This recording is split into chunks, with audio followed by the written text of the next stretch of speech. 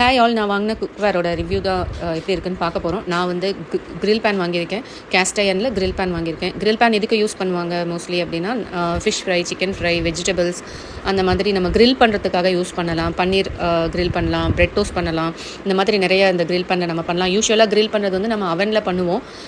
அவன் இல்லாதவங்க நம்ம இந்த மாதிரி கிரில் பேன் யூஸ் பண்ணி பண்ணிக்கலாம். நான் வந்து இதோட சைஸ் வந்து 27 சென்டிமீட்டர். நான் வாங்கியிருக்கிறது வந்து ட்ரெமோன்டினாங்கிற யூஎஸ் பேஸ்டு பிராண்டு தான் வாங்கியிருக்கேன் நான். இதோட ஃபினிஷிங் பார்த்தீங்கன்னா ரொம்ப சாஃப்ட் ஸ்மூத் ஃபினிஷிங் இருக்குது. நான்ஸ்டிக்கோட ஃபினிஷிங் இதில் இருக்குது. நீங்கள் பார்த்தீங்கன்னாவே தெரியும். இதோட வெயிட் வந்து 2.5 kgs இருக்குது.